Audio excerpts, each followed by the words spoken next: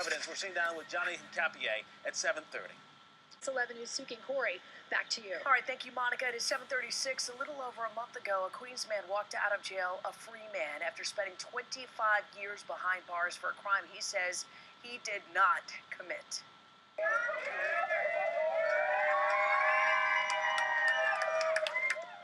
Well, that was the scene in Lower Manhattan when 43-year-old Johnny Ngapié posted bail after a judge overturned his conviction. Well, this morning we're joined by Johnny and his father, Carlos. They're both on the couch this morning.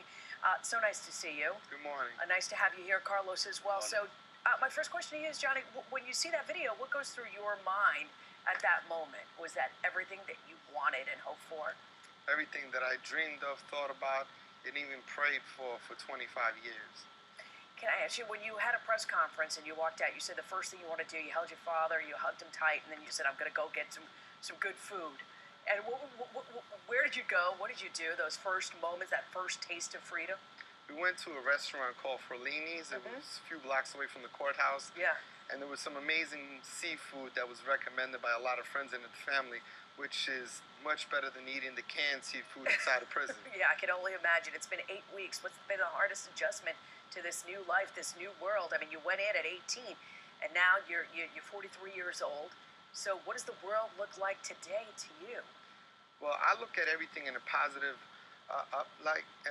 good, different perception of things. And for me, the world looks amazing. It looks so different. You know, I just can't think of how it would have been any different for me if this would have never happened. And I'm so happy to be out here. Carlos, for you, how does it feel? I can see you're getting very emotional right now. How does it feel for you sitting here watching that, thinking of everything your family's been through? Well, it's incredible. It's a beautiful feeling. When Johnny came through that door that night, it was the greatest moment of our lives. It was dream came true. And at this moment, expecting the Thanksgiving Day tomorrow and having Johnny with us, I think it's a beautiful feeling. It's a great feeling for the whole family. Everybody's coming from different places to be together after 25 years of separation. 25 years of separation. The case is far from over. The Manhattan DA says he filed a notice of appeal of the ruling. He's saying the judge did not exonerate you. Your thoughts on knowing that that's still looming over your head? How do you feel about that? Well, I totally disagree. I'm not guilty, so the judge was very clear in his decision to exonerate me.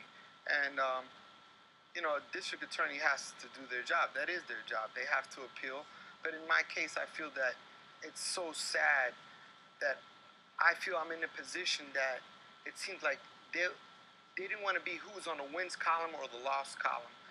And, Brian Watkins never deserved to die.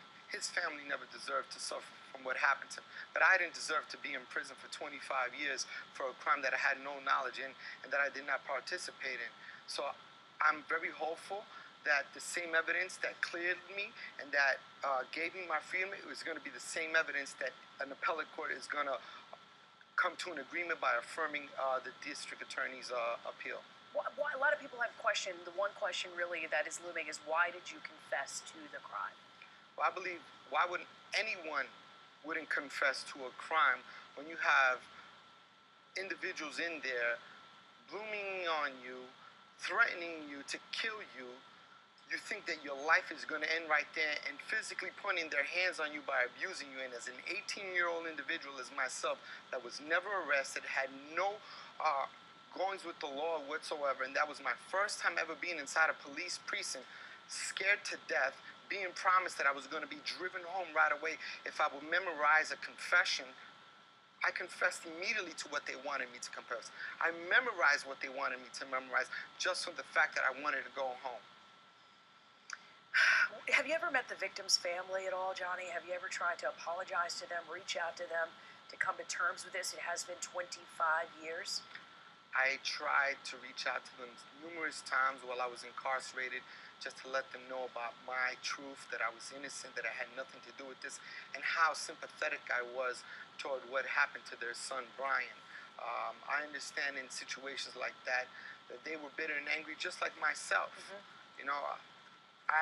They lost a son. Exactly. But I had also lost my life.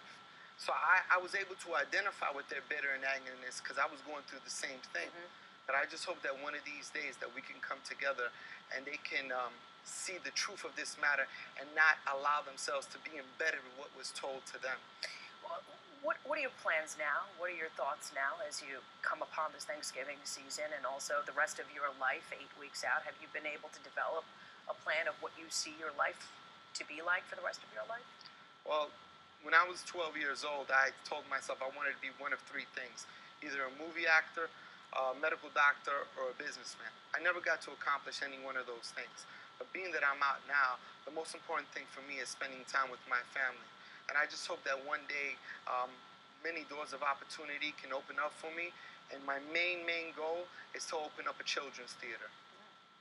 All right. Johnny Agapia, thank you so much. Carlos, his father, thank you for joining us and telling us your story. We're sure you both have a lot to be thankful for with your family. And, of course, we'll be following your story very closely in the next months and weeks that follow. Thank It is you. 7:42. Thank you very much. Thank you. Corey. Powerful stuff there. So come this morning.